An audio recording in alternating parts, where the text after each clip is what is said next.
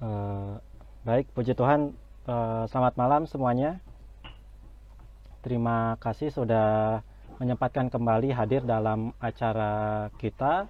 Kita kembali dalam program kita Kedai Ortodoksia, bincang hangat dan santai seputar iman ortodoks. Pada kesempatan kali ini kita akan kembali belajar mengenai iman ortodoks, di mana tema dan materi yang akan kita pelajari hari ini adalah materi mengenai ikonografi gereja. Nah, untuk pada kesempatan kali ini kita akan dipandu materinya oleh salah satu presbiter dari Gereja Ortodoks Rusia. Nah, beliau bernama Presbiter Boris Setiawan.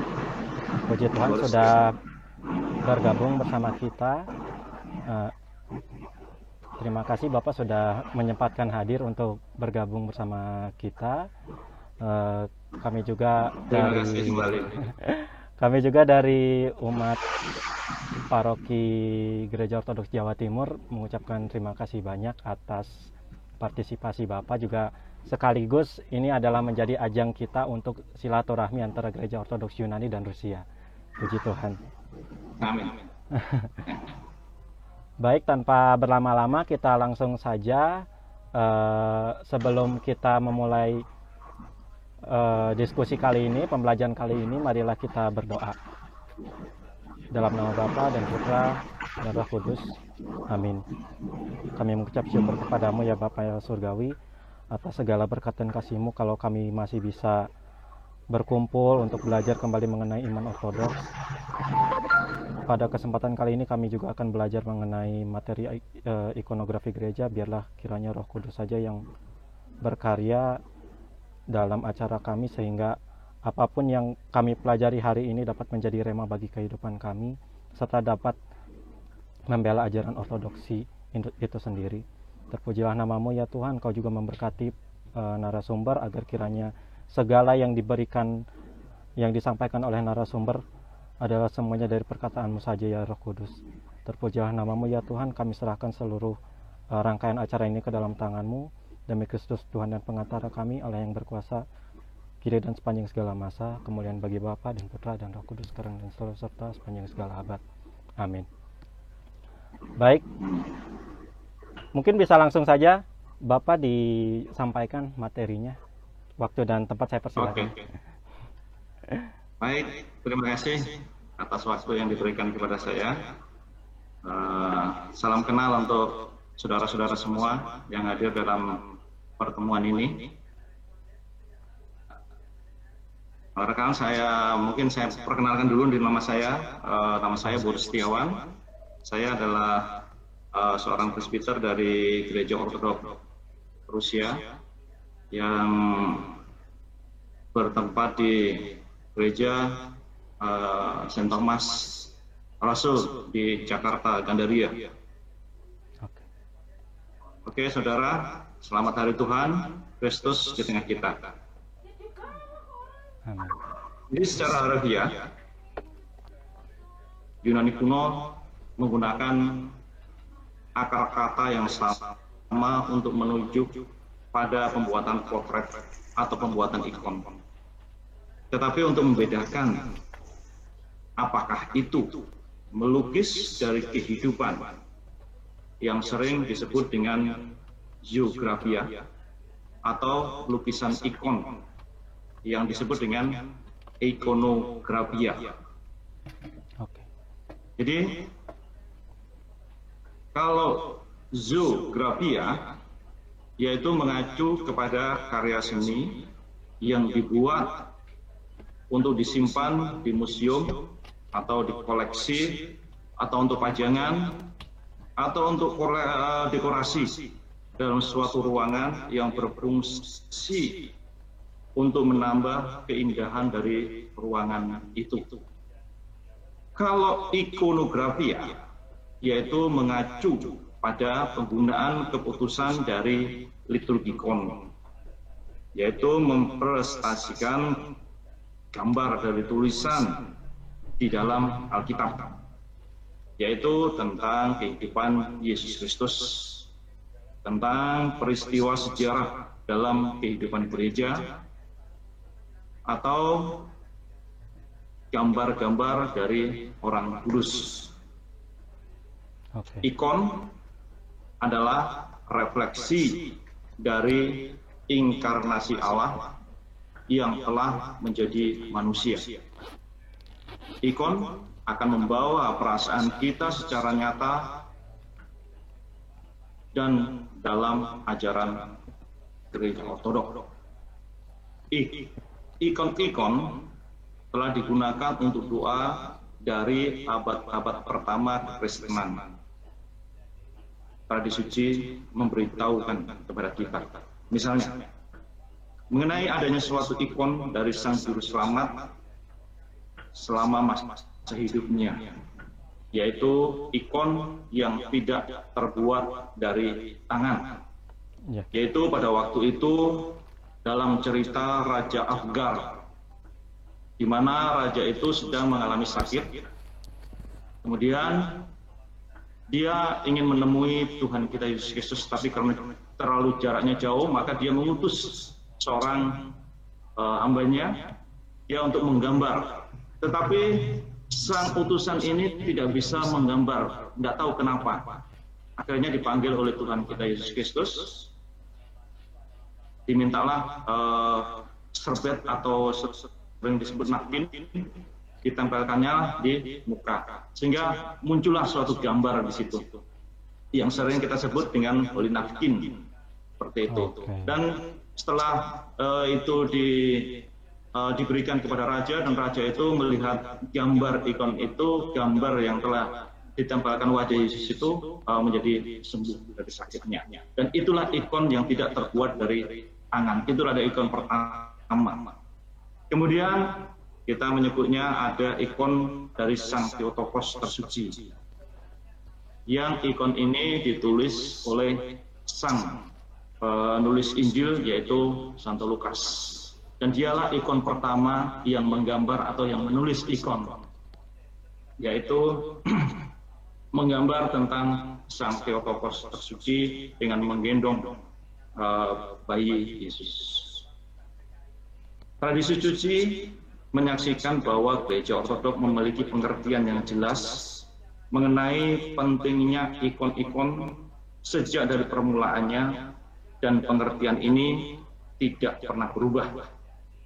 Penggunaan ikon-ikon ini dilandaskan pada hakikat kekristenan itu sendiri, karena kekristenan itu adalah wahyu dari Allah, manusia yang bukan hanya firman Allah saja, yaitu yang tercatat pada Yohanes 1 ayat 1, firman itu telah menjadi manusia, namun juga gambar Allah. Ia adalah gambar Allah yang tidak kelihatan, yang sulung, lebih dari utama segala yang diciptakannya. Karena seperti yang dikatakan oleh Yohanes sang penginjil di Yohanes 1 ayat 14, firman itu telah menjadi manusia dan tinggal di antara kita, yaitu Yohanes 1 ayat 18. Tidak seorang pun pernah melihat Allah, namun anak tunggal Allah yang ada di pangkuan Bapa itulah yang menyatakan. Dengan demikian, Dia telah menyatakan gambar atau ikon Allah. Karena sebagai cahaya kemuliaan Allah dan gambar wujud Allah. Gambar wujud Allah ini bisa kita lihat di Ibrani 1 ayat 3. Firman Allah itu di dalam penjelmaannya telah menyatakan kepada dunia di dalam keilahiannya sendiri gambar dari Sang Bapa. Bapak suci Yohanes dari Damaskus, seorang bapak gereja yang pada abad ke-8 yang menulis pada puncak pertikaian ikonoklasme. Dalam gereja, ia menerangkan, karena firman Allah telah menjadi daging, kita tidak lagi dalam masa bayi. Kita telah menjadi dewasa. Kita telah diberikan oleh Allah kemampuan untuk membeda-bedakan dan untuk memilah-milahkan. Dan kita tahu apa yang dapat digambarkan dan apa yang tidak dapat digambarkan. Karena hipotesis kedua dalam Tritunggal yang Maha Kudus, firman Allah itu sendiri menampakkan diri kepada kita dalam daging. Kita dapat menggambarkannya dan melukiskannya bagi perenungan akan Dia yang telah merendahkan dirinya untuk dapat dilihat. Dengan kita penuh keyakinan menggambarkan Allah yang tak nampak mata, bukan sebagai Ia yang tidak tampak mata, tetapi sebagai Dia yang telah membuat dirinya sendiri melalui firman-Nya yang telah menjelma menjadi manusia itu, menjadi nampak mata demi kita dengan ikut ambil bagian di dalam daging dan darah kita. Sebagaimana kata-kata kitab suci adalah suatu gambaran, demikianlah gambar itu juga adalah suatu perkataan. Karena menurut Santo Basilius Agung, dengan menggambarkan yang ilahi, kita tidak menjadikan diri kita sendiri mirip para penyembah berhala. Karena bukannya lambang bendawi itu yang kita sembah, tetapi Sang Pencipta yang melalui firman-Nya yang menjelma telah menjadi daging demi kita dan mengambil tubuh kita agar melaluinya Dia boleh menyelamatkan manusia.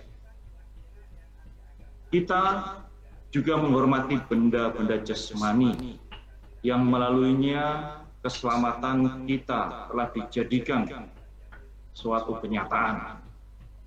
Kalau salib yang diberkati, kitab suci yang kudus, sisa-sisa atau peninggalan-peninggalan dari para bapa suci yang kudus, dan terutama sekali yaitu tubuh dan darah Kristus yang memiliki sifat-sifat mengaruniakan kasih karunia serta rahmat serta kuasa ilahi.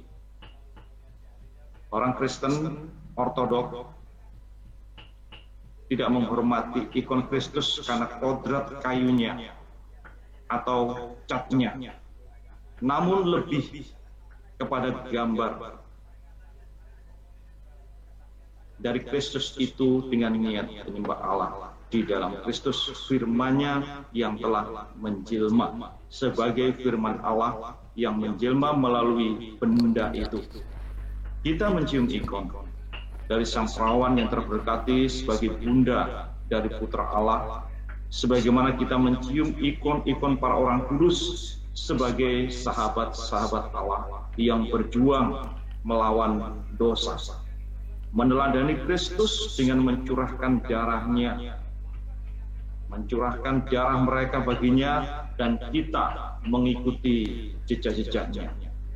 Para orang kudus dihormati sebagai mereka yang dimuliakan dan yang oleh pertolongan Allah telah menakutkan si musuh, yaitu kuasa kegelapan, dan para pemberi semangat bagi mereka yang terus maju di dalam iman.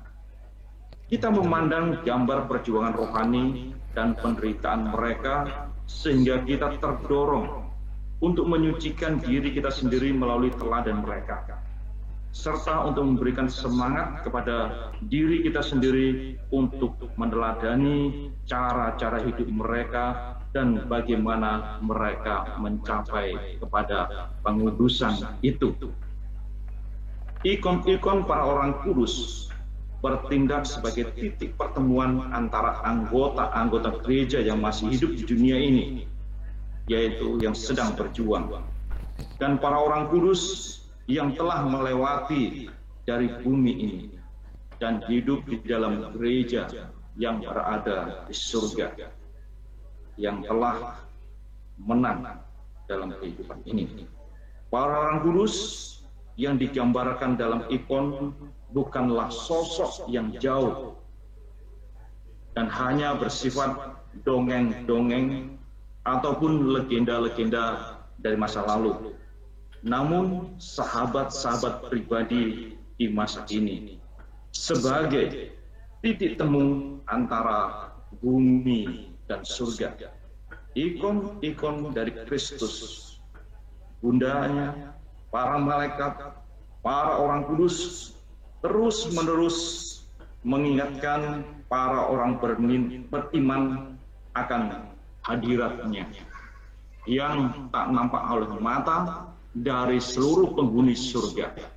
Ikon-ikon itu sekarang nampak mata mengekspresikan ide tentang surga di atas bumi. Tradisi Ortodoks sangat mewaspadai dari setiap upaya untuk memberikan imajinasi dalam kehidupan spiritual. Hal ini akan dapat terlihat sangat aneh dan bahkan tidak masuk akal membatasi orang Kristen yang akrab dengan teknik dalam doa meditasi yang menggunakan imajinasi secara rinci dan sistematis. Misalnya, untuk membayangkan peristiwa-peristiwa tertentu dalam kehidupan Kristus yang kemudian memberikan objeknya, terutama untuk meditasi. Spiritual Ortodoks menghindari praktek semacam itu. Kita diharapkan untuk membaca kitab Injil tentang peristiwa-peristiwa dalam kehidupan Kristus, untuk mempelajari kata-kata Bapa gereja tentang teks-teks Injil, untuk memikirkannya, tetapi tidak untuk mencoba membayangkannya di dalam doa. Menggunakan imajinasi dalam doa dapat menyebabkan kesalahan yang fatal. Ketika kreasi imajinasi kita sendiri menggantikan suatu kenyataan, dan kita bahkan bisa berakhir dengan doa yang untuk fantasi kita sendiri. Alasan utama atau alasan teologis untuk menghindari penggunaan imajinasi dalam doa adalah Tuhan hadir di mana-mana. Kristus hadir oleh Roh Kudus-Nya di dalam keberadaan setiap orang Kristen yang menjalani realitas dalam baptisan ke dalam kematian Kristus. Kita dimeteraikan dengan Roh, maka makna Kristus yang bangkit hidup di dalam kita dan Roh Kudus-Nya. Kita menjalani hidup yang bangkit di dalam Roh-Nya. Jadi kita tidak perlu membayangkan Kristus sebagai hadir. Dia hadir. Kita perlu mengingatkan diri kita sendiri tentang kehadirannya. Ikon dapat efektif dalam mengingat kita akan kehadiran dari Kristus itu. Ikon dapat berfungsi sebagai pengingat bahwa Dia benar-benar ada di sini dan hadir di sini. Setiap jenis ikon tertentu membawa pesannya sendiri tentang kehadirannya. Seperti Pantokrator mengingat kita bahwa Kristus yang hadir di sini adalah yang Maha Kuasa, Pencipta dan Penopang semesta, penegak segalanya. Ikon Kristus Sang Guru mengingatkan kita bahwa Dialah yang mengajar melalui Injil, pemberitaan kabar baik gereja, melalui doa, jika indera rohani kita terjaga untuk mendengar Dia melalui orang yang kita temui dalam situasi yang kita hadapi. Ikon Pendelemon yang Maha Penyayang mengingatkan kita bahwa tidak ada yang telah kita lakukan di luar pengampunannya. Kristus yang hadir bagi kita mewartakan pengampunan dan transformasi jika kita mau menerimanya. Ikon yang tersalib mengingatkan kita pada kasih tak terbatas dari Anak Allah yang mengambil hakikat manusia kita agar kita bisa berbagi sifat keilahiannya. Dia tidak masuk ke dalam kemanusiaan kita dalam kepenuhannya dan ke dalam suka duka kita, bahkan ke dalam degradasi dan kematian. Tidak ada bagian dari hidup kita ini di mana Kristus tidak ada.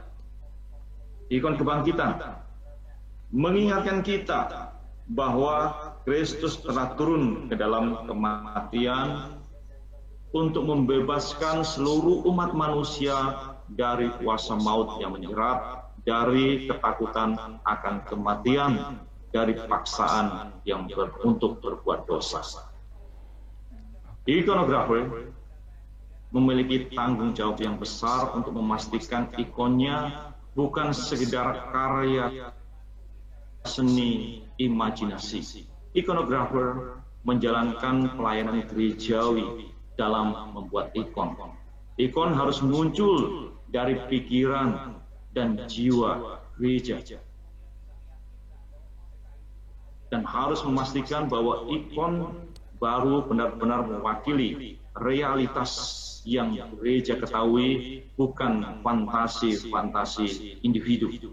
Doa, penelaan tulisan suci, penelaan tentang tradisi ikonografis gereja, tentang ajaran serta kanon tentang ikon adalah sama pentingnya dalam mempersiapkan diri untuk menjadikan ikon sebagai penelaah teknik dari proses arsitektur yang terlibat. Kaum Ortodok mencium ikon karena mereka adalah simbol kehadiran saudara seiman yang sekarang berada di surga dan sesama saudara beriman. Kitab suci memerintahkan untuk saling bersalaman dengan cium kurus yang tertulis dalam Roma 16 ayat 16 dan 1 Korintus 16 ayat 20. Dan juga umat bersujud di hadapannya karena sebagai orang yang telah mengalami pemuliaan di hadapan Allah, maka mereka adalah orang-orang yang ditinggikan ke Allah, sehingga kita menghormati karunia itu pada mereka. Sujud umat Ortodok adalah sujud kepada sesama manusia sebagai tanda hormat untuk yang itu tidak diwajibkan namun juga tidak dilarang. Misalnya sujud Abraham kepada penduduk negeri di Hebron yang tercatat di Kejadian 23 ayat 12. Sujud Yakub kepada Esau abangnya, Kejadian 33 ayat 3. Sujud ayah ibu Yusuf kepadanya dalam mimpi, Kejadian 37 ayat 10, dan lain-lain banyak hal tentang sujud itu. Karena umat Ortodok tidak menyembah gambar pada waktu dia melakukan itu. Maksud saya melakukan sujud itu. Namun menghormati makna teologi yang terlukis padanya dan menghormati orang yang digambarkan padanya. tanpa sedikit pun terpikir bahwa mereka itu adalah ilah ataupun dewa ataupun Tuhan ataupun makhluk yang berkuasa. Umat Ortodok melihat para orang kudus yang digambarkan itu adalah sebagai teladan yang harus dihormati. Dan menurut Alkitab, sujud jenis ketiga itu adalah bentuk penghormatan yang sangat mendalam. Serta umat Ortodok membakar lilin di depannya. Karena ikon itu adalah simbol teologis yang menyatakan kebenaran Injil. Maka dengan apa yang dilakukan ini, ia memohon kepada Allah agar hatinya diterangi untuk mengerti kebenaran Injil secara nyata, yang ikon itulah adalah simbolnya. Ikon-ikon juga ditupai oleh presbiter sebagai lambang doa umat yang ada di bumi ini, disatukan dengan saudara mereka yang ada di surga, yang menghadirkan mereka simbol-simbol dalam ikon-ikon yang berupa dupa itu sebagai lambang doa-doa dari orang kudus. Tercatat di Wahyu 5 ayat 8. Dan dibawa dalam arak-arakan sebagai pendramaan keikutsertaan dari para saudara seiman di surga dan di dalam sukacita mereka yang ada di bumi. Jadi tidak ada penyembahan berhala di dalam semuanya itu. Oke. Pembuatan ikon mungkin bertentangan dengan apa yang telah diajarkan di sekolah seni. Pada dasarnya lukisan ikon itu dibangun dari bawah menuju ke atas. Maksudnya adalah dari warna yang gelap menuju kepada warna yang terang. Secara umum pada lukisan sebuah ikon terjadi ada 7 lapisan, di mana itu adalah menggambarkan penciptaan manusia selama 7 hari. Seorang ikonografi menyarankan bagi siapa saja yang berkeinginan untuk menjadi seorang ikonografi pembuat ikon untuk berdoa di depan ikon Kristus dan Bunda Allah. Karena seni ikon berasal dari Tuhan yang dapat menuntun tangan membuat si penulis untuk memberikan rekomendasi kepadanya secara rahasia misteri Allah. Untuk membuat sebuah ikon adalah mirip dengan persiapan untuk pergi ke dalam gereja, yaitu dengan doa dan puasa. Seorang penulis ikon adalah sama dengan melakukan pekerjaan berliturgi. Selalu dimulai dengan doa-doa, puasa, bermazmur, juga membaca troparion orang suci yang akan kita tulis atau kita gambar. Dan seorang ikonografi juga tidak memiliki hak untuk mengubah ikon hanya supaya ikon itu terlihat bagus atau terlihat berbeda dan terlihat lebih kreatif, sehingga dalam penentuan warna pun ada makna yang tersirat di dalamnya. Contohnya warna hitam. Warna hitam sering kita lihat di sini. Warna hitam itu adalah menunjukkan tentang kejahatan atau kematian. Dalam ikonografi, gua dicat dengan warna hitam sebagai simbol kuburan umat manusia yang menganga jurang neraka. Juga didedikasikan sebagai warna misteri dengan latar belakang hitam, yang dimengerti sebagai kedalaman alam semesta yang digambarkan sebagai kosmos seorang pria tua dengan mahkota. Di ikon Pentakosta atau turunnya Roh Kudus kita dapat melihat gambar seperti itu. Jubah hitam biarawan adalah simbol yang telah meninggalkan jalan kehidupan duniawi dan telah menghindari kesenangan dan kebiasaannya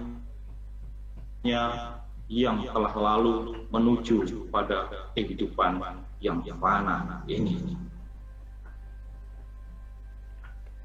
Warna putih menandakan kesucian dan kekudusan. Ini menggambarkan pemenuhan pengampunan dosa yang ada David dan Israel berhutang darah lebih putih daripada salju yang mungkin bisa kita baca di Mazmur. Putih adalah simbol dari alam surgawi dan cahaya ilahi. Ini adalah warna kebersihan, kesucian, dan kesederhanaan. Pada ikon dan lukisan dinding, orang-orang kudus dan orang-orang benar biasanya digambarkan dengan pakaian yang putih sebagai yang benar dan kebenaran orang yang baik, jujur, dan hidup dengan cara yang sama. Putih digunakan dalam kain pembungkus bayi, juga kafan orang yang mati, dan jubah malaikat. Hanya jiwa orang benar yang digambarkan sebagai yang mengenakan kain putih. Ungu, warna ungu. Warna ungu adalah sebagai warna yang mahal, mewakili kekayaan dan suatu keroyalan. Pakaian ungu sebagai pakaian istri yang berakhlak mulia. Kita bisa lihat di Amsal 31 ayat 22. Ungu atau merah adalah warna yang sangat penting dalam budaya Bizantin. Ini adalah warna Raja Langit dan Kaisar Bizantin. Yang Andre gambar disebut Letnan Allah di bumi. Hanya Kaisar Bizantin dapat menandatangani fatwa dengan tinta ungu dan duduk dalam kemuliaan di atas tahta ungu. Dan itu hanya dia yang mengenakan pakaian ungu dan sepatu. Untuk semua orang dilarang keras untuk memakai warna itu. Kemudian warna merah melambangkan darah. Dosa Israel sebagai merah berlian Kirmizi, dalam merah analog pembunuhan dengan tangan gelumburan darah. Kemudian warna emas. Warna emas, cemerlangan emas dalam mozaik ikon memungkinkan kita untuk merasakan pancaran cahaya dari Allah dan kemegahan kerajaan Allah yang mana belum pernah kita rasakan. Emas melambangkan sifat ilahi itu sendiri. Warna ini terlihat nuansa yang berbeda dalam ikon-ikon Bunda Allah Vladimir. Warna biru, biru gelap dan biru menunjukkan kecerahan langit dan merupakan simbol dunia yang abadi. Biru tua dianggap warna Bunda Allah yang menggabungkan dalam dirinya dengan dunia dan surgawi. Ada beberapa latar belakang lukisan mural di gereja-gereja Bizantin yang didedikasikan untuk Bunda Allah dipenuhi dengan warna biru tua surgawi. Warna hijau. Hijau adalah warna alam, makhluk hidup. Ini adalah warna rumput daun. Warna hijau menunjukkan di mana kehidupan dimulai, seperti dalam gambar ikon Annunciation ataupun kelahiran. Kemudian warna coklat adalah warna bumi telanjang debu, dan semua itu adalah sementara dan tidak tahan lama. Digunakan dalam kombinasi dengan pakaian ungu kerajaan Bunda Allah. warna ini mengingatkan satu sifat manusia yang tunduk kepada kematian. Dan itulah penjelasan saya tentang ikon yang saya berikan hari ini, bagaimana mengenai gambaran makna ikon itu sebagai inkarnasi firman menjadi manusia. Dan saya itu kira-kira yang saya berikan. Terima kasih. Oke, puji Tuhan. Terima kasih Bapak Boris untuk materinya. Kita langsung beralih ke sesi tanya jawab ya teman-teman. Kita diskusi aja di sini. Waktu kita masih banyak di sini, ada sekitar 50 menit. Jadi kemungkinan semua pertanyaan bisa kita sampaikan. Nah, untuk teman-teman yang ingin bertanya langsung, saya persilahkan kepada Mas tadi siapa ya? Oh, Mas Samuel Stephen, mungkin ingin langsung bertanya atau saya bacakan? Bagaimana Mas Samuel Stephen? Mungkin boleh dibacakan dulu. Bagaimana Mas Stephen?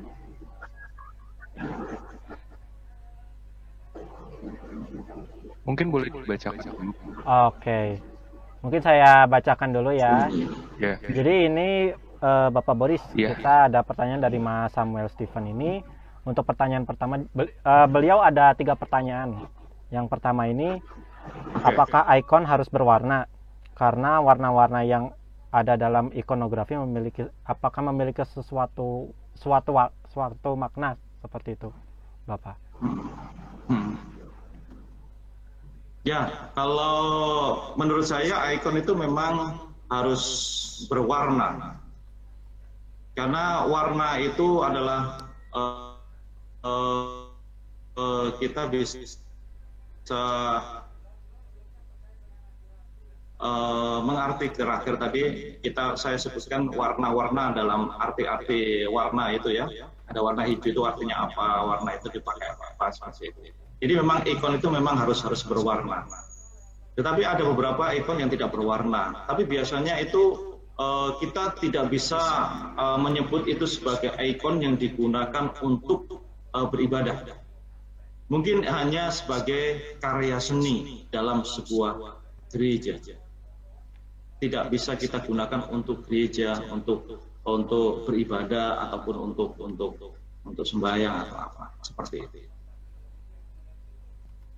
Oke, bagaimana Mas Stephen, ada tanggapan mungkin atau bisa kita lanjut ke pertanyaan kedua? Iya, udah cukup jelas sih. Jadi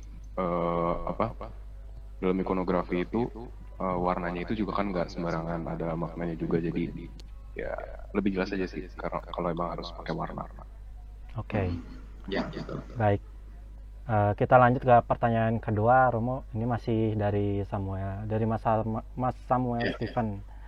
Apakah ikon yang dibuat oleh umat awam bisa mendapat blessing dari seorang imam dan menjadi media doa, atau harus dibuat oleh ikonografer seperti itu? Kita semuanya bisa untuk menulis ikon. Kita semuanya bisa menulis ikon atau menggambar ikon, asal sesuai dengan prosedur yang sudah ditentukan. Misalnya, untuk membuat suatu ikon, tadi sudah saya katakan bahwa membuat ikon itu harus ada proses, di mana kita membuat ikon itu sama dengan kita mempersiapkan untuk menuju kepada liturgi, di mana itu harus dipersiapkan dengan doa dan puasa. Jadi kalau siapapun bisa membuat suatu ikon asal dia melakukan hal yang seperti itu. Nah, kenapa kita harus melakukan seperti itu? Karena ikon yang kita gambar itu adalah menunjukkan inkarnasi dari Kristus itu sendiri. Jadi yang kita gambar itu adalah inkarnasi. Jadi kita menggambarkan, di situ adalah menggambarkan isi dari kitab suci, isi dari Injil. Jadi kalau bisa katakan, ikon itu bisa kita katakan adalah Injil kedua. Karena ikon di situ menceritakan tentang keberadaan dari isi kitab suci, menceritakan keberadaan dari orang-orang suci dari kehidupan masa lampau. Jadi semuanya harus dipersiapkan. Jadi kalau memang hanya menggambar saja seperti ikon, ya mungkin bisa kita lakukan hanya dibawa ke dalam gereja. Mungkin seorang romo atau seorang pastor akan memberkati, kemudian baru mungkin itu baru kita bisa pakai untuk ibadah. Tetapi kalau menurut normalnya, kalau kita menggambar ikon harus dipersiapkan secara matang, seperti itu, normalnya seperti itu. Tapi kita juga bisa ngeprint ikon di internet, kemudian baru kita bikin frame yang bagus, kemudian kita serahkan kepada gereja, kemudian romonya akan memberkati ikon itu supaya ikon itu bisa digunakan untuk ibadah di dalam rumah-rumah. Seperti itu, mungkin bisa seperti itu juga. Oke. Bagaimana Mas Stephen? Cukup atau bagaimana? Ya udah cukup jelas. Oke. Ini kita lanjut ke pertanyaan yang ketiga, Romo, dari Mas Samuel Stephen. Apakah bentuk ikon boleh lebih realistis seperti lukisan-lukisan di gereja barat, atau harus mengikuti tradisi bentuk yang sudah ada? Seperti itu, Romo. Seorang ikonografi itu tidak bisa membuat dengan imajinasinya sendiri. Kita tidak boleh menekankan bentuk tubuh dalam kita menggambar suatu ikon. Jadi menggambar ikon itu mungkin kalau saya bisa katakan adalah bentuknya mungkin abstrak natural. Mungkin saya bisa mengatakan seperti itu. Karena kita juga ikon tidak bisa senatural mungkin seperti halnya bentuk manusia yang utuh seperti itu. Kita tidak bisa menggambar ikon yang seperti itu. Tetapi ada beberapa ikon yang memang seperti itu. Ada beberapa yang seperti itu. Tapi kalau kita sesuaikan dengan yang sudah ada, ikon itu harus digambar dengan bentuknya sendiri. Kita tidak bisa menggambar mata harus bentuknya seperti itu, wajah harus seperti ini. Itu sebenarnya ada istilahnya, ada apa ya? Kita sebut dengan pakem. Ada pakemnya ketika kita menggambar suatu ikon. Itu ada pakemnya. Dalam bahasa Indonesia itu apa pakem itu ya? Aturannya. Mungkin ada aturannya, ada aturan-aturannya di situ. Okay. Jadi semacam itu, ada aturannya gitu. Nah, seperti itu. Jadi kita tidak bisa membuat sesuai dengan imajinasi kita. Oh, saya pengen gambar seperti itu supaya kelihatan bagus, supaya kelihatan cantik ikonnya. Kita enggak bisa seperti itu. Jadi memang harus seperti itu, bentuknya ya seperti itu. Kita tidak bisa, karena dalam ikon itu juga ada makna-makna tersendiri seperti yang saya katakan tadi, warna-warna itu sendiri gitu. Dan di dalam ikon selalu bentuknya itu garis itu adalah lurus. Kita tidak bisa menggambar lengkok-lengkok bentuk seperti yang natural, bentuknya yang betul melengkung seperti itu. Tapi walaupun kita bentuk melengkungnya itu pun tetap ada garis yang lurus, kemudian belok lagi. Nggak boleh langsung itu lengkung gitu, tapi harus ada garis putus seperti itu. Oke. Jadi seperti itu. Jadi tidak bisa kita memakai dengan imajinasi kita sendiri. Itu akan salah itu kalau kita membuat seperti itu. Oke, bagaimana Mas Samuel Stephen untuk pertanyaan terakhirnya? Apakah cukup? Udah cukup, udah jelas. Oke, puji Tuhan. Baik, kita berlanjut Bapak ke pertanyaan selanjutnya. Ini dari Mas Daniel Theodor. Izin bertanya, apa saja ikon-ikon yang non-kanonik? Lalu bagaimana sikap kita kepada ikon yang non-kanonik itu? Seperti itu Bapak. Apa saja ikon yang non-kanonik? Dan bagaimana kita Apa tadi? Menyikapinya Bapak. Seperti itu. Menyikapinya ya. Ya. Sebenarnya kita juga jadi ada beberapa yang tidak bisa kita sebut dengan ikon. Contohnya saja, kita ada gambar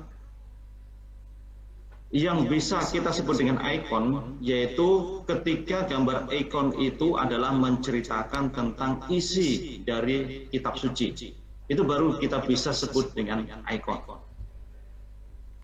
Kemudian sesuai dengan prosedur atau koridor tentang tata cara menggambar ikon itu sesuai dengan pakem-pakemnya, itu baru kita sebut dengan ikon. Jadi perlu kita lihat juga, ada beberapa orang yang menggambar mirip seperti ikon, seperti halnya menggambar Siddhartha Gautama, menggambar beberapa orang-orang yang terkenal dengan menggambar dengan bentuk dan cara-cara seperti ikon.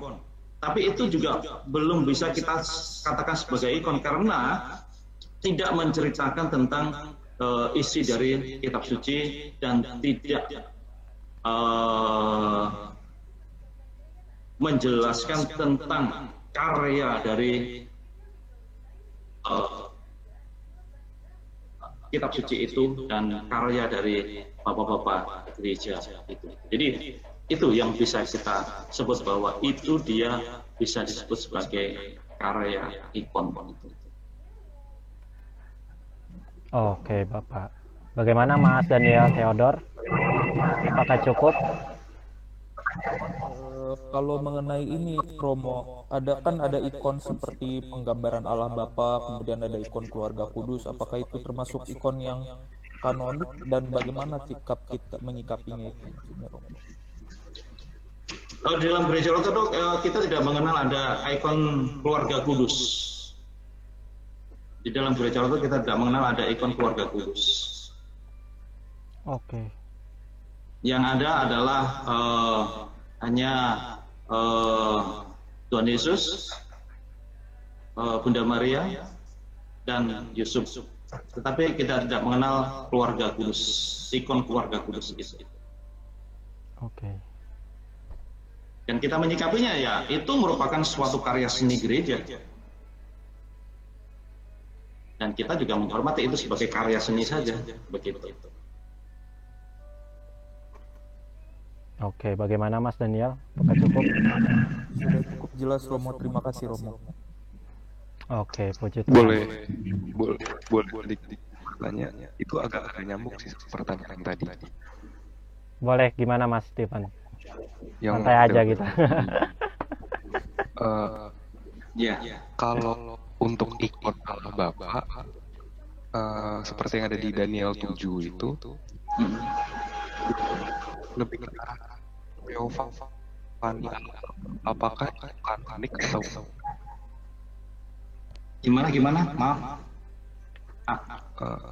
Ikon yang kayak ikon Allah Bapa, yang penggambarannya itu seperti yang ada di Daniel 7. Yang seperti orang tua ya. Iya, yang Oke. itu kan lebih ke arah teofani. Apa itu kanonik atau enggak? Jadi kita tidak bisa menggambarkan Allah di sini. Yang kita bisa gambarkan itu adalah firman yang telah menjadi manusia. Tapi Allah Bapa itu tidak bisa kita gambar. Karena dia tidak pernah mewujudkan dirinya, sehingga tidak bisa kita gambar. Jadi kalau memang dalam teofani itu dikatakan hanya suara saja, tapi tidak ada gambar Allah itu sendiri.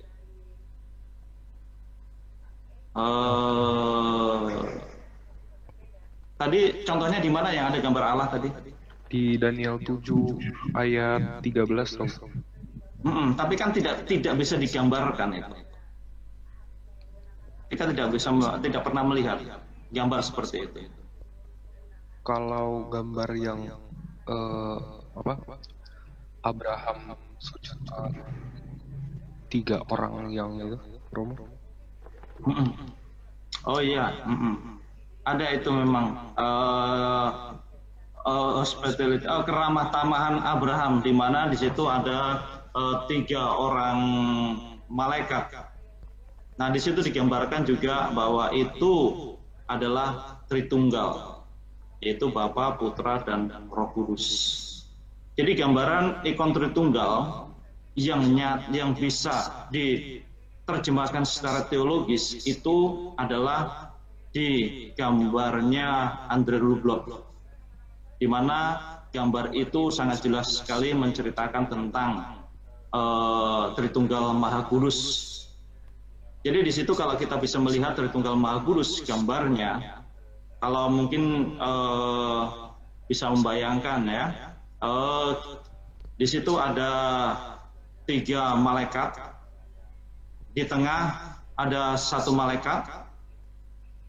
Malaikat itu pakai jubah merah sama biru, dan di belakangnya ada pohon.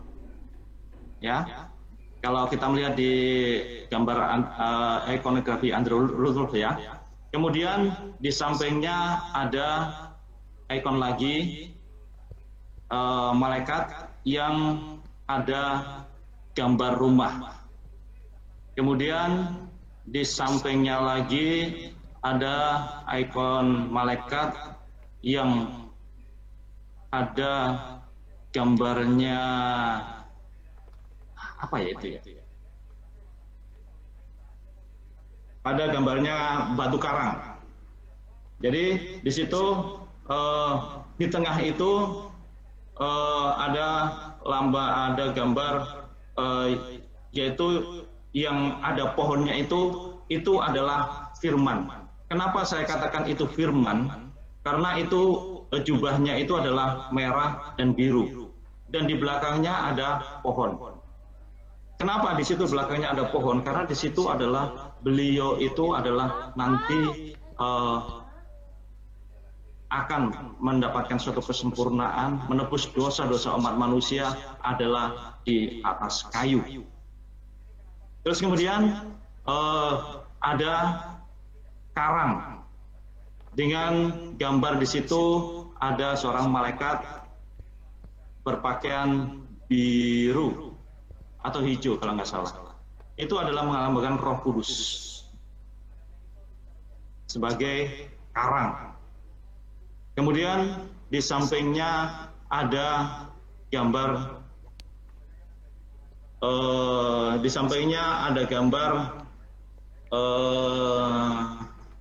malaikat lagi dengan pakaian yang merah tidak merah, ungu tidak biru tidak biru, adalah sesuatu pakaian yang saya bisa katakan samar.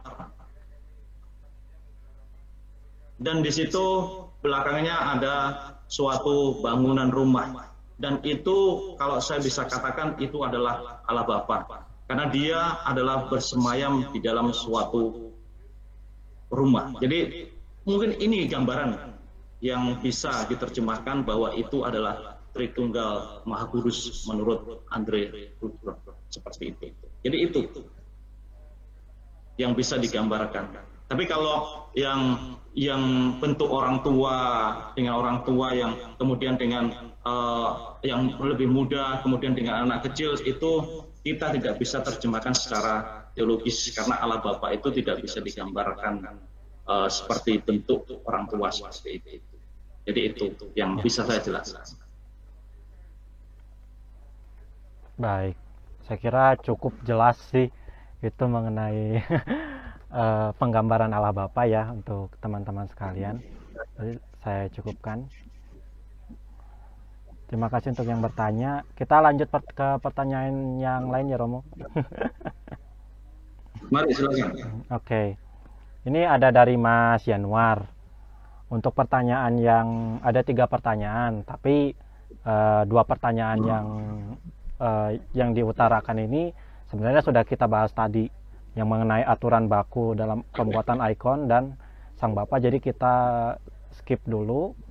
Kita langsung ke pertanyaan yang belum dijawab. Bagaimana jika ikon disertakan style atau elemen budaya setempat? Bagaimana Bapak? Sebenarnya bisa kita gunakan budaya setempat. Misalnya kalau kita menggambar ikon di mana Nabi Elia ketika naik ke surga dia menjatuhkan selendangnya, mungkin seperti itu. Kita bisa mengubah selendangnya mungkin dalam bentuk selendang, bentuk ulos seperti itu, kan bentuk sama. Maknanya tidak berubah, tetapi selendangnya kita bisa bentuk dengan gambar budaya setempat. Atau bisa juga kita bentuk dengan batik, selendang batik atau gimana, seperti itu. Bisa kita sebenarnya memakai budaya setempat. Kita bisa memakai seperti itu. Asal kita tidak merubah. Misalnya kita bikin batik gitu ya. Misalnya Bunda Maria dan misalnya Tuhan Yesus. Tuhan Yesus pakaiannya adalah merah dan biru. Dan itu yang tidak bisa kita rubah. Merah dan biru tidak bisa kita rubah. Tetapi kita bisa memakai, mungkin dalam pakaian merah dan biru itu kita kasih sedikit ada batik-batiknya di dalam warna merah itu, ada warna batik, ada batiknya. Mungkin ada ornamen-ornamen tertentu. Karena beberapa dari tradisi-tradisi, baik itu tradisi Bizantin maupun tradisi Rusia, ada beberapa yang memakai ornamen-ornamen dengan budaya setempat. Kita bisa menggunakan seperti itu. Oke, gimana Mas Yanuar? Ada tanggapan enggak?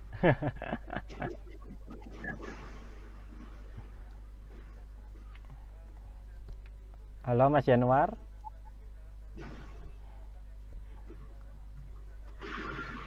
Oke. Sepertinya Mas Yanuarnya terputus, Romo. Oke. Oh, bagaimana Mas Yanuar? Cukup atau ada tanggapan?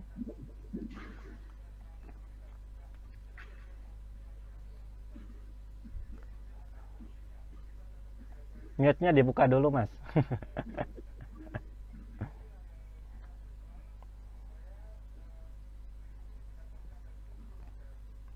Berarti Romo, kalau misalkan kayak misal kita pakaiin batik dalam pembuatan ikon itu berarti tidak masalah sebenarnya. Yang penting esensi dan maknanya itu ya, Romo. Tidak berubah. Betul. Oke. Baik, Romo. Sebetulnya kita ada bangunan itu kita tidak bisa mengubah bangunan itu, tapi kita tidak bisa menghilangkan bangunan itu, tetapi kita bisa mengubah bentuk bangunan itu. Oke. Misalnya memegang gereja bentuknya seperti itu, misalnya dalam kemudian kita bisa rubah bentuk gereja yang kita punyai. Kita bisa merubah itu bentuk gereja yang kita punyai, gereja yang ada di Indonesia. Kemudian mungkin orang suci yang memegang suatu gereja. Di dalam ikonnya itu bentuk gerejanya adalah yang seperti di dalam banyak ikon. Kemudian kita rubah bentuk bangunan itu seperti bangunan gereja kita. Nah, bisa juga seperti itu. Baik, Romo. Saya kira sudah cukup jelas. Mas Yanuar juga sudah cukup jelas, Romo. Baik, kita lanjut ke pertanyaan selanjutnya, Romo. Untuk ini ada pertanyaan dari Mbak Maria Octavia. Kenapa harus pakai ikon? Apa bedanya dengan patung? Begitu, Romo. Kenapa kita harus pakai ikon? Dan kenapa dan apa bedanya dengan patung? Oke. Sebenarnya kita saya tadi sudah sebutkan kenapa kita harus pakai ikon. Ikon itu adalah kita sebut sebagai inkarnasi Kristus menjadi manusia itu. Jadi kita memakai gambar itu. Gambar itulah yang menunjukkan di mana kita ini sebagai manusia diciptakan adalah menurut gambar dan rupanya.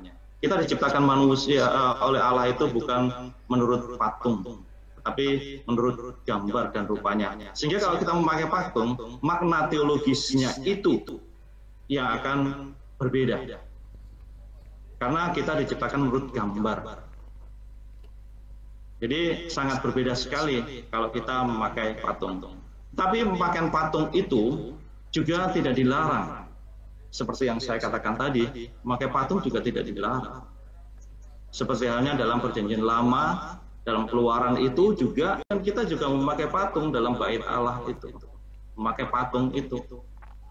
Patung kerut, dan itu Allah sendiri yang memerintahkan untuk memakai patung itu.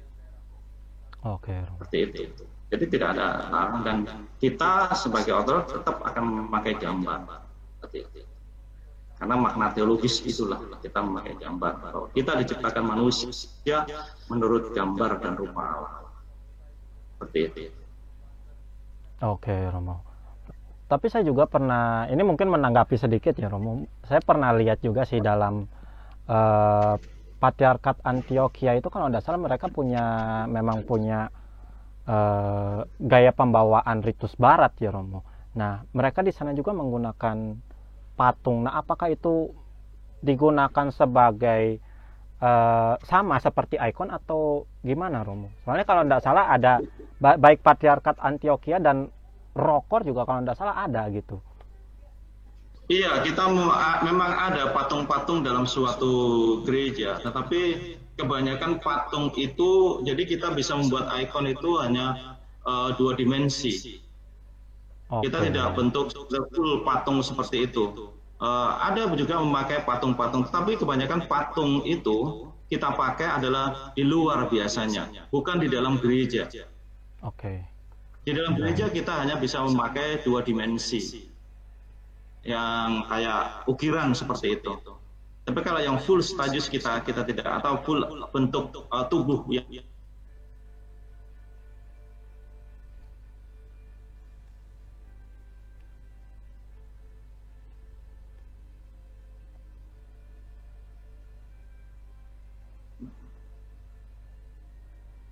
Oke, Romo. Halo, Romo. terputus ya? Enggak ya? Iya, terputus tadi, Romo. Sempat terputus, Romo. Oke.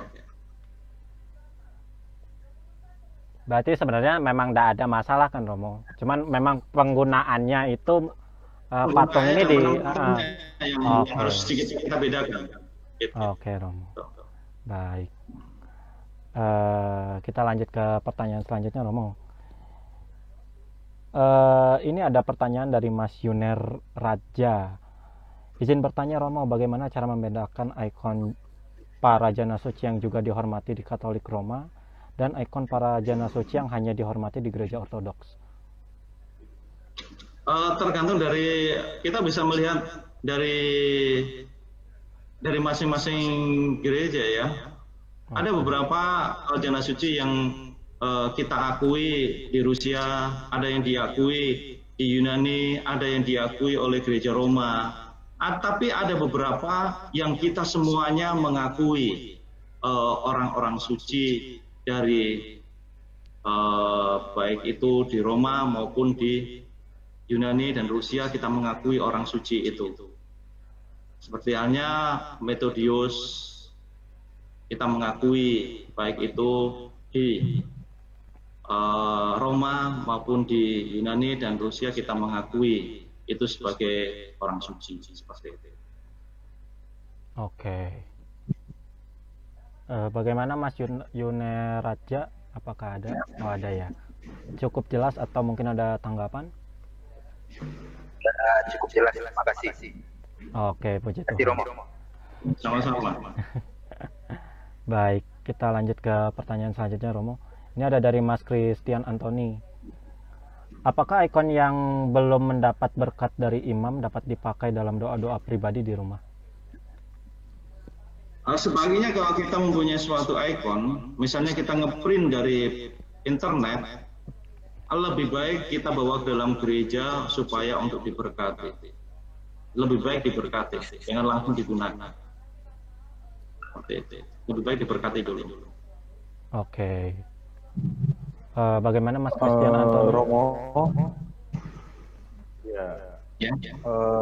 misalkan di tempat kita tinggal itu tidak ada atau belum ada gereja Ortodoks, yang ada gereja Katolik Roma. Apakah bisa minta berkat dari Romo di Gereja Katolik Roma? Kalau memang itu diberikan untuk doa untuk gereja ortodok, lebih baik meminta berkatnya kepada seorang Romo ortodok. Kalau belum ada gereja ortodok, berarti kita tunggu dulu gitu. Bisa minta kepada yang terdekat. Mungkin lebih ke kenalan mungkin lah ya. Misalnya tinggal di mana? Di Semarang. Semarang. Nah, bisa minta Romo yang di Semarang situ untuk memberkati. Kalau nggak salah ada itu. Atau di Solotigo ada Romo yang terdekat di situ. Oh iya. Atau di Boyolali atau di mana? Mungkin terdekat ada. Ya, terima kasih Romo. Oke. Baik, kita lanjut ke Atau minta pertanyaan kiriman yang kedua. ikon. Mungkin Oh, kalau iya. boleh sedikit nyambung, mungkin ya kalau boleh sedikit nyambung. Boleh, Ya, boleh. kalau Gimana? semisal minta berkat, kalau semisal kita minta berkat dan belum ada gitu, semisal di lingkungan terdekat, lebih kayak bisa di dropship atau enggak dititipin ke orang gitu untuk minta berkatnya, atau harus kita Iya. sendiri? Enggak, kita bisa kirim juga ke Romo untuk diberkati. Kita bisa juga melakukan seperti itu. Nanti Romo akan mengirim balik ke situ. Itu biasanya seperti itu. Bisa kita melakukan seperti itu. Romo, ini terlintas saja saya ingin tanya. Itu diberkatinya sekali saja cukup untuk dipakai Sekali seterusnya atau? Sekali saja cukup. Sekali Oh, saja iya. cukup. Baik. Oke. Baik, mungkin kita lanjut ke pertanyaan yang kedua dari Mas Christian Anthony. Pertanyaan begini, Romo. Di Indonesia di mana orang Kristen bisa belajar menjadi ikonografer? Di Indonesia? Iya. Iya. Karena Romo Boris kan juga ikonografer. Iya. Sebenarnya kalau di Indonesia belum ada sih kita mau belajar di mana. Tapi kalau emang mau belajar, saya bisa mengajarinya. Oke. Karena pada dasarnya semua orang bisa menggambar. Kalau saya melihatnya semua orang bisa menggambar. Iya, harus datang ke Jakarta ya Romo. Saya bisa menuntun melalui telepon, melalui saya bisa. Karena semua orang itu bisa menggambar sebenarnya, asal sesuai dengan mengikuti aturan, tata cara dalam menggambar itu. Karena sebenarnya Allah itu menciptakan kita itu sempurna. Semuanya itu sudah ada garis-garisnya. Seperti halnya, contohnya, kita mau menggambar, menentukan panjang hidung. Contohnya ya, ini saya kasih contoh. Bagaimana kita menentukan panjang hidung? Panjang hidung itu adalah kita menentukan panjang mata ini dari mata sini sampai ke sini, sampai sini. Itu adalah panjang hidung kita dari sini sampai ke sini. Jadi intinya kita kalau menggambar, intinya adalah di mata. Cara menentukan mata ini bagaimana? Lebar mata di sini sama sini sama sini sama sini. Itu adalah sama. Jadi kalau kita menggambar sesuai dengan aturan itu, semua orang bisa. Kenapa kita menggambar ikon itu dikatakan menulis? Karena sama. Kita itu sama menulis sebenarnya. Untuk menggambar suatu ikon itu sama dengan kita menulis. Karena semuanya itu sudah ada.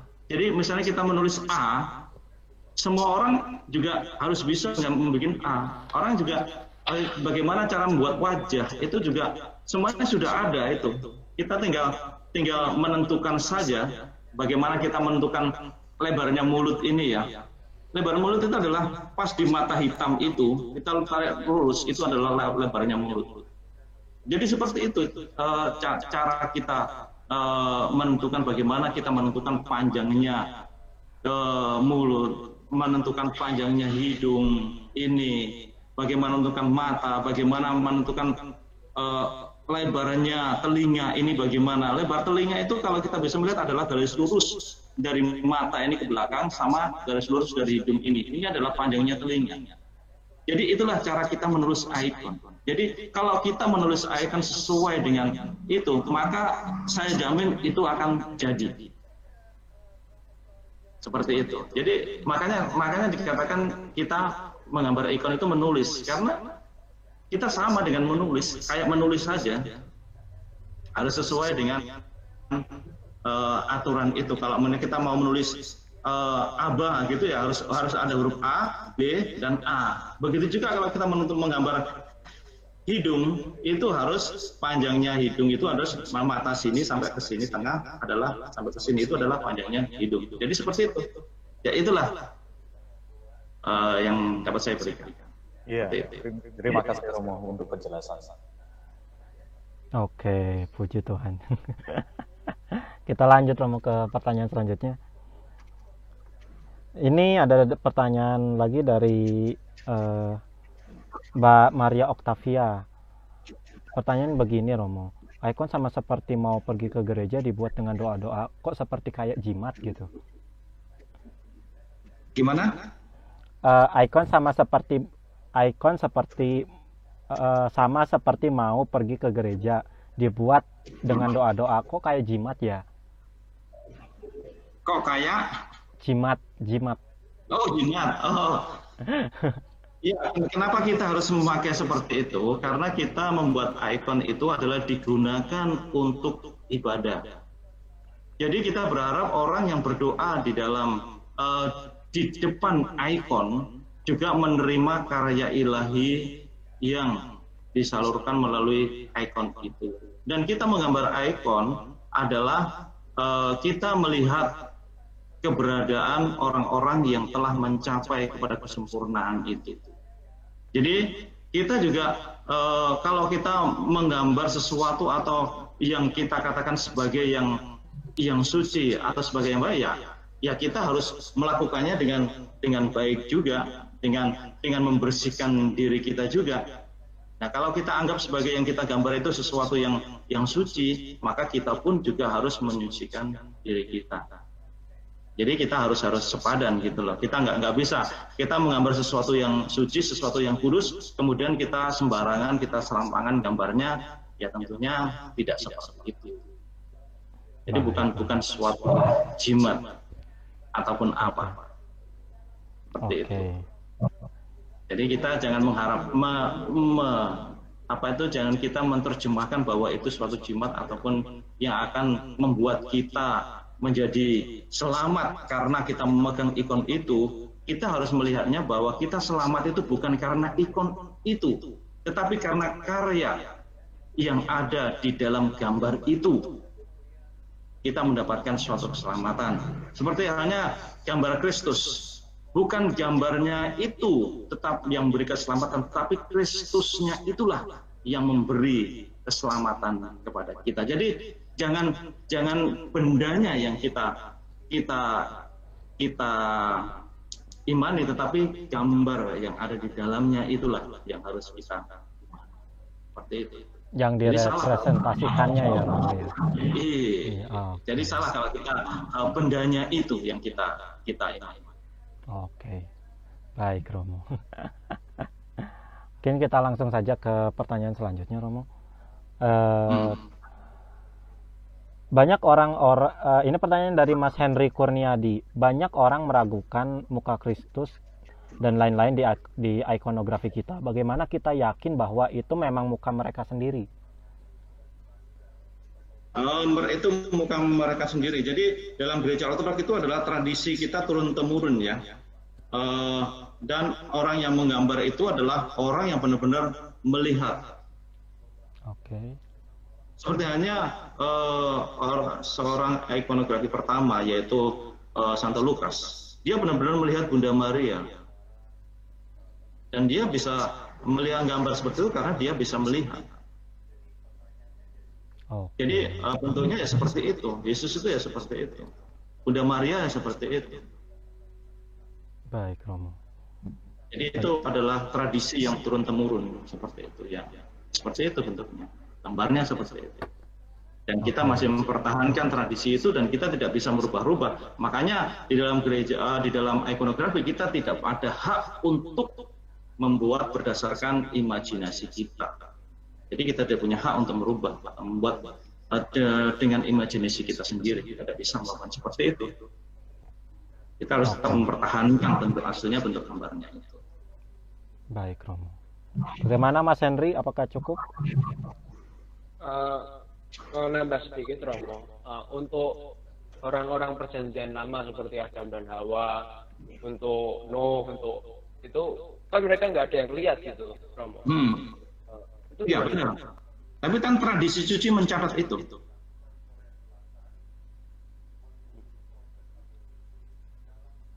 Bahwa mukanya memang begitu, Romo. Kalau dari tradisi mungkin bapak-bapak gereja sudah melihat semuanya itu. Mungkin bentuknya seperti itu, wajahnya mungkin ya seperti itu. Karena itu tradisi suci kita sudah mencatatnya dan kita sudah menggambarnya adalah seperti itu berdasarkan dari informasi-informasi yang diberikan oleh bapak-bapak gereja dan catatan-catatan dari bapak-bapak gereja pada waktu itu. Mungkin bentuknya adalah seperti itu. Bagaimana para bapak gereja tahu mukanya Adam yang notabene-nya ribuan tahun terpaut gitu? Itu kan jauh sekali jarak waktunya. Ya, kita bisa melihat dari catatan itu. Misalnya contohnya seperti ini. Adam dan Hawa itu mungkin dalam Alkitab dikatakan dia seorang yang seperti apa. Mungkin seorang petapa. Contohnya gini, mungkin dia ada seorang petapa. Mungkin seorang petapa itu digambarkan dalam catatan bapak-bapak gereja adalah berjenggot, kemudian berkumis, dia memakai topi atau memakai apa. Nah, di situ bisa kita gambarkan adalah seperti itu. Gitu. Tapi apakah wajahnya bentuknya seperti itu? Ya kita tidak mau. Tetapi gambaran dari Adam dan Hawa itu adalah seperti itu. Karena kita menggambar. Mengerti, Romo? Itu adalah gambar. Gitu. Berarti lebih ke arah esensi dari gambarnya itu ya, Romo, ketimbang bentuk aslinya. Karena makanya kita disebut gambar, bukan kita ini manusia ini sekarang ini kita adalah masih bentuk dalam gambar, belum mencapai kepada rupa itu sendiri. Oke, baik, saya kira cukup. Kita langsung saja ke pertanyaan kedua. Ini dari Mas Henry juga sih, Romo. Mengapa ikon Kristus di Rusia memiliki susunan huruf Omikron, Omega, dan Nu, sementara ikon Kristus di Yunani memiliki susunan Omega, Omikron, dan Nu? Sebenarnya sama saja sih, nggak ada bedanya itu untuk penyusunan tulisan seperti itu sih.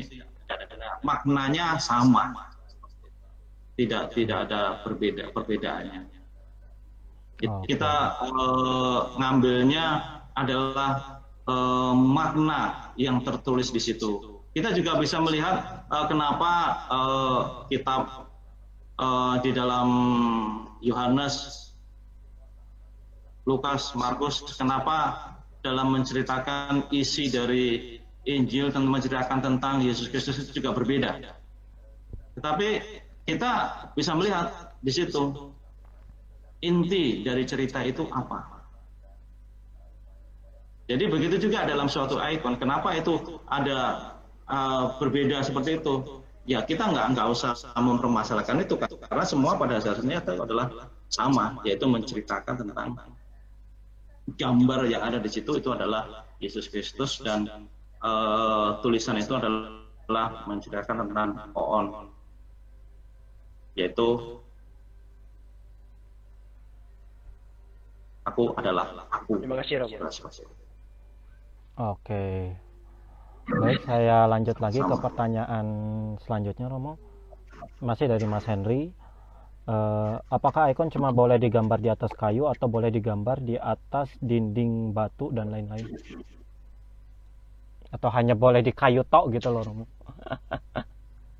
Tidak, kita bisa menggambar ikon di kayu, kita bisa menggambar ikon di tembok, kita juga bisa menggambar ikon di batu. kita juga bisa menggambar ikon seperti itu.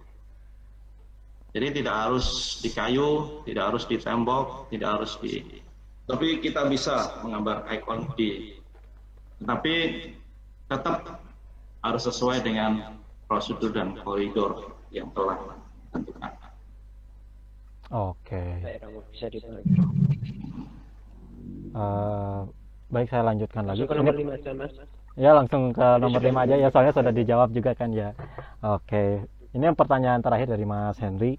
Romo, seandainya ada ikon yang dibuat oleh non-ortodoks seperti Yuniat, skismatik, pokoknya intinya skismatik lah mungkin ya Romo ya. Apakah dosa jika dipakai berdoa oleh orang ortodoks?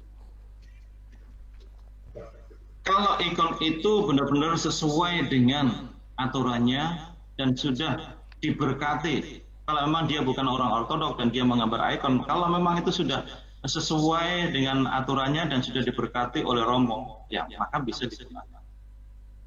Oke.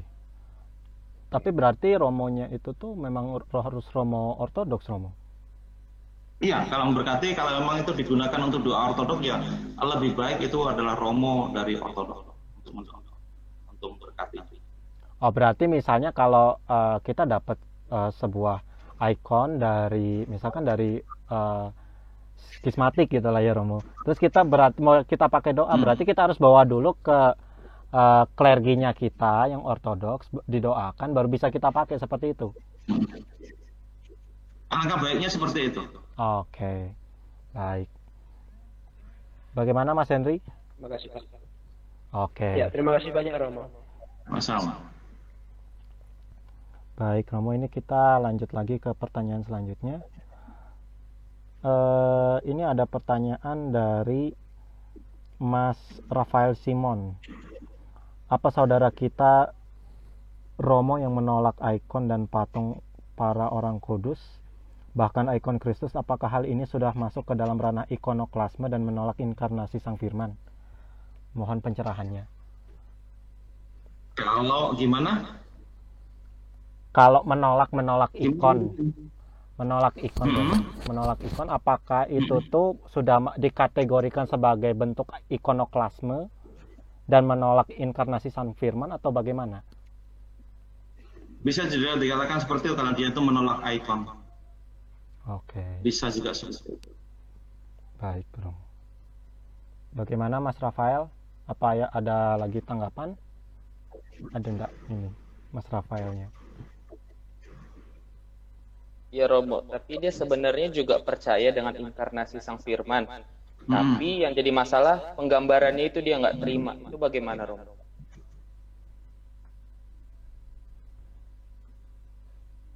Dia mengakui inkarnasi, tapi dia tidak mengakui penggambaran itu. Iya Romo. Nah, dia orang ortodoks atau bukan? Bukan Romo. Ya, kalau orang ortodoks ya, kalau bukan ya memang maklum kalau dia bukan ortodoks karena dia tidak bisa menghormati gambar seperti itu. Saya kira maklum, nggak masalah sih. Lebih ke urusan pribadi ya mungkin ya Bapak ya. Iya, dari pribadi ajaran mereka mungkin mengajarkan seperti itu. Okay. Nah, gitu. Iya. Nggak ngurusin selain di luar gereja. Nah, dan kita tidak bisa memaksakan dia harus melakukan seperti apa yang kita lakukan. Kita tidak bisa memaksakan seperti itu juga. Oke. Baik. Kita langsung berlanjut saja ke pertanyaan selanjutnya. Ini ada pertanyaan dari Mas Rasno Dima. Begini Romo, ikon yang baik dan benar itu standarnya seperti apa? Apakah ikon itu tuh harus benar-benar dilukiskan oleh ikonografer baru bisa disebut ikon, atau seperti kita ini awam-awam ini boleh gitu Romo? Iya, pertanyaan yang seperti tadi ya. Kita bisa, tadi, ya. Semua orang bisa menggambar ikon, asal sesuai dengan prosedur. Oke, baik Romo. Sesuai dengan yang sudah tidak keluar dari koridor tata cara menggambar ikon. Yang pakemnya tadi itu ya Romo ya. Iya, betul. Oke, Seperti itu. baik. Baik, untuk Mas Rasnodima apa ada tanggapan lagi? Mungkin ingin tahu lebih lanjut? Ada enggak orangnya? Ya, terima kasih Romo. Saya sebenarnya mau nanya kok ini Romo tentang ikon-ikon yang dicetak itu di print kan itu kan bukan dilukis langsung oleh ikonografernya. Ya. Itu dicetak mungkin kayak misalnya saya lihat di internet nih ada ikon Kristus saya cetak itu masih disebut ikon atau gimana? Emang atau harus langsung yang asli gitu? Pertanyaan saya seperti itu sebenarnya. Kalau kita mau menggunakan untuk doa, kita harus bawa ke dalam gereja untuk diberkati oleh romo. Oh baik. Ya berarti intinya harus dapat blessing dan berkat dulu baru itu bisa disebut ikon ya Romo. Tapi kalau kita hanya print saja dari internet atau media lain itu belum bisa disebut ikon ya Romo. Ikon tapi belum bisa untuk kita pakai dalam doa. Oke. Harus ada berkat dari romo dulu. Ya cukup jelas. Terima kasih Romo. Ya. Oke, kita lanjut ke pertanyaannya Mas Rasnodima yang kedua, Romo. Penggunaan dan penempatan ikon yang baik dan benar agar tidak sembrono itu seperti apa ya, Romo? Apakah ada aturannya? Penempatan si ikonnya agar tidak sembrono gitu loh, Romo. Apakah ada aturannya gitu? Yang jelas jangan tempatkan ikon di lantai. Oke. Usahakan letakkan ikon itu di suatu tempat atas, jangan letakkan di lantai. Tetapi ketika kamu menemukan suatu ikon yang memang kamu tidak suka atau memang ikon itu rusak, jangan dibuang. Lebih baik itu dibakar. Seperti itu. Kalau memang kamu sudah tidak suka dengan ikon atau memang kalau tidak suka mungkin berikan kepada orang lain. Kalau memang itu rusak dan memang tidak bisa dibenahi ya jangan dibuang di tempat sampah tetapi dibakar. Seperti itu. Bagaimana Mas Rasnodima? Oke. Kalau untuk misalnya ikon saya sering lihat itu Romo. Ikon tuh biasa disimpan di dompet. Di dompet tuh biasa kan identiknya tuh kan kalau dompet itu kan disimpan di belakang pantat tuh bokong itu boleh atau enggak? Karena itu kan ikon tuh holy sebenarnya. Tapi saya nyimpen juga sebenarnya di dompet itu sebenarnya nyimpen di dompet ini boleh atau enggak Rom? Boleh silakan simpan di dompet. Tapi gunakan sebagaimana mestinya. Bukan cuma disimpan untuk koleksi ya. Iya. Terus kayak misalnya nih ke toilet itu harus ya bukannya gimana ya, tapi kadang-kadang kalau misal pakai salib nih, misalnya ke toilet atau kan kadang-kadang saya simpan di luar tuh gimana Rom? Emang seperti itu atau gimana? Dilepas kalau ada punya salib ataupun ada itu lebih baik dilepas. Misal kalau lagi travel nih Romo, misal di arahkan kita ke toilet pas itu ada di dompet, mungkin kita di luar bentar. Gimana Romo? Ke teman atau masuk gitu. Seperti itu bisa. Oh ya. Yang penting niatnya nggak seperti itu Romo ya. Niatnya emang untuk. Ya betul. Ya oke. Itu aja Romo, terima kasih. Oke. Saya juga pernah sih, Romo pernah melakukan ini sih kayak apa? Saya dulu punya ikonografi, cuman memang udah rusak. Jadi pernah dulu saya nanya gitu sama salah satu umat di Ortodoks Rusia, memang kalau misalkan rusak saya harus apain gitu. Ternyata memang sama gitu, dibakar dulu terus abunya kalau bisa dikuburkan gitu. Baru kita ajuin ke moderator. Begitu. Jadi saya udah ngetik. Oke, kita berlanjut ke pertanyaan terakhir Om. Sebentar. Ya saya. Permisi Romo. Saya. Iya. saya dengan Romo Stefanus di sini. Beliau mau bertanya lewat akun saya, boleh Romo? Karena beliau kurang bisa pakai sosmed ya. Nomor saya. Di sini juga ada Romo Timotius Joko Umbaran, salam hormat saya. Beliau. Iya, nggak kelihatan. Oke, Romo. Iya. Mas Rasno bisa dibuka nggak ini videonya mungkin? Oh ya, bisa. Dibuka dulu. Kenapa? Videonya dibuka. Oke, puji Tuhan. Monggo Romo. Oke, maaf saya seperti ini. Baca kaos biasa. Romo minta maaf. Bukan saya tidak hormat Romo, tapi kan kebetulan. Saya mau tanya, orang selalu bilang ikon itu ini penyembahan berhala. Itu yang pertama. Kedua, ikon itu jendela surga. Bagaimana Romo jelaskan? Ya. Oke. Baik, Romo.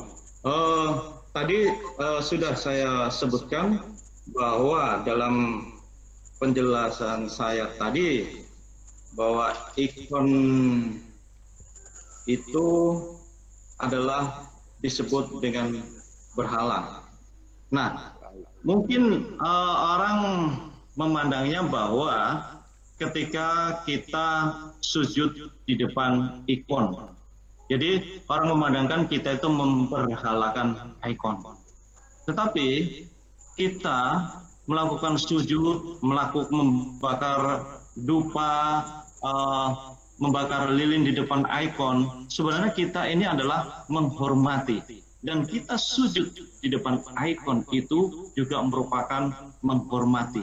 Seperti halnya kalau ada catatan dalam kitab suci, yaitu mengenai misalnya sujudnya Abraham kepada penduduk Hebron di Kejadian 23 ayat 12, kemudian sujudnya Yakub kepada Esau abangnya, Kejadian 33 ayat 3, kemudian sujudnya ayah ibu Yusuf di Kejadian juga, dan itu bukan merupakan sujud kita menyembah, tetapi sujud kita adalah menghormati. Jadi di sini kita di sini ya jangan asal artikan bahwa ketika kita sujud itu adalah menyembah atau memperhalakan. Jadi sujud di sini harus diartikan sebagai menghormati,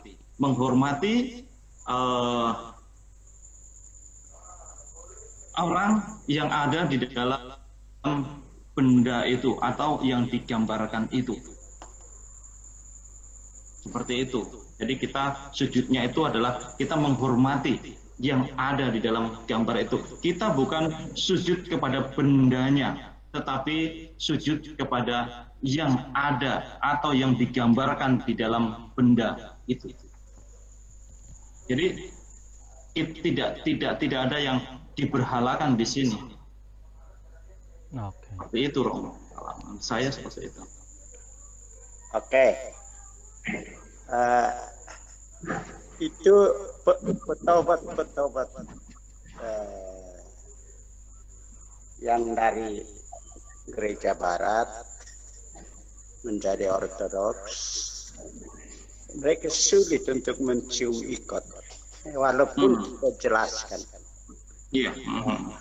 bahwa ikon itu sebenarnya untuk mempertegas dogma kita mengenai inkarnasi, ya.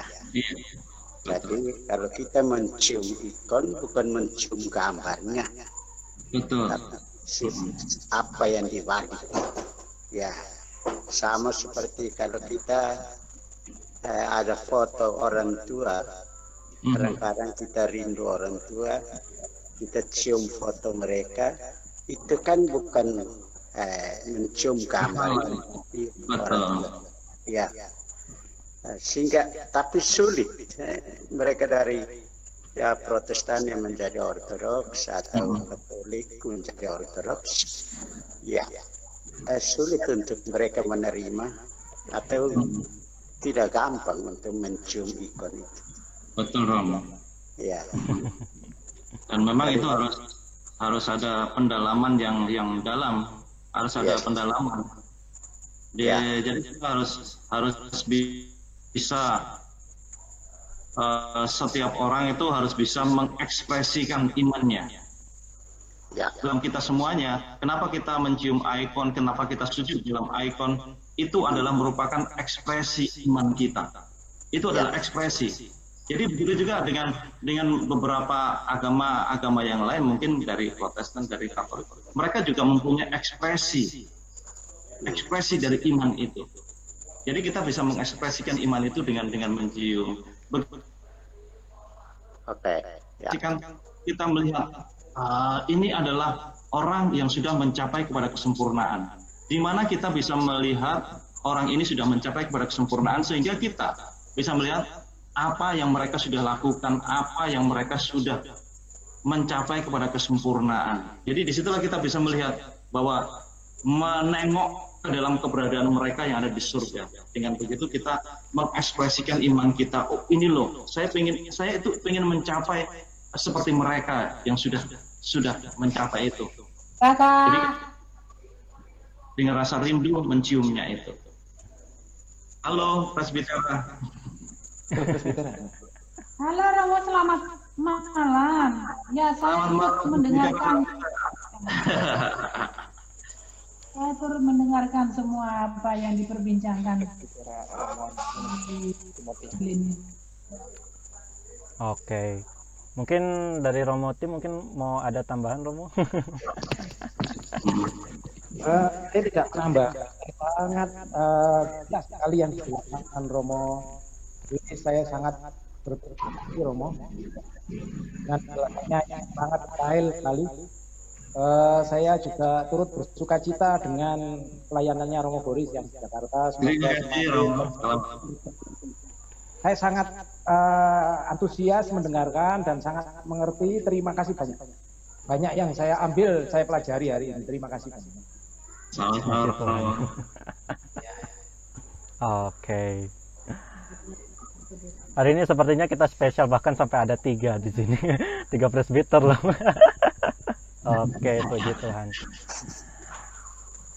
Baik, mungkin kita cukupkan saja untuk sesi tanya jawab kali ini.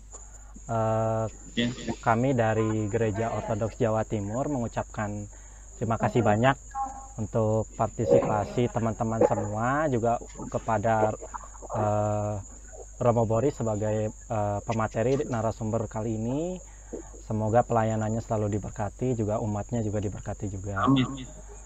Terima kasih. Puji nama Tuhan. Terima kasih juga kepada teman-teman. Jangan lupa terus saksikan Kedai Ortodoksia, karena kita masih banyak pelajaran yang akan kita bahas di kesempatan berikutnya. Sebelum kita menutup acara ini, saya meminta Romo Boris untuk membawakan doa penutup bagi kita di acara Kedai Ortodoksia ini. Monggo Romo. Mohon izin untuk Romo Timotius dan Romo Stefanus, saya mau berdoa. Di dalam nama Bapa, Putra, dan Roh Kudus, karena selalu bersemangat. Amin. Bapa kami yang di surga, terima kasih Engkau telah mempertemukan kami semuanya di sini, di dalam konten ini. Dan terima kasih atas penyertaan-Mu di mana kami hari ini membahas tentang ikon. Kiranya apa yang sudah disampaikan, apa yang telah diberikan ini menjadi berkat bagi kami semuanya, menjadi teladan bagi orang-orang kudus yang sudah mencapai kepada kesempurnaan, sehingga kita dapat meniru dan kita dapat meneladani apa yang mereka lakukan untuk kita semuanya, baik yang ada di surga maupun di bumi ini.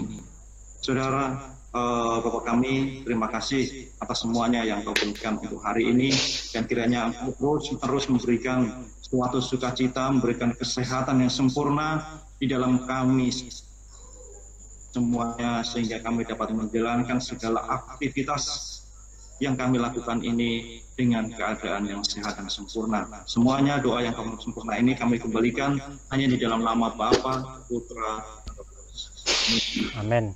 Amin. Puji Tuhan. Amin. Terima kasih banyak Romo. Oke. Terima kasih. Terima kasih banyak juga untuk teman-teman. Kita akan kembali lagi dari acara kita Kedai Ortodoksnya minggu depan. Terima kasih. Selamat malam. Mari Romo ya.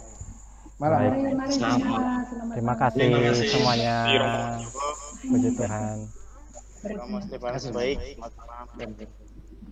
Ini saya Mas Din Karol.